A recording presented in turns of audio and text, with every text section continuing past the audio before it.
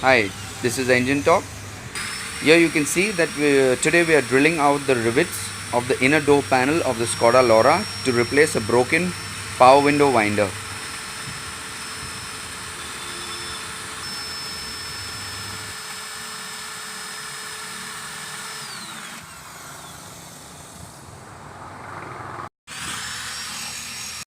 So once we are done with replacing the power window winder, here you can see that we are riveting back the inner door panel so that it's as good as original. Thanks for watching.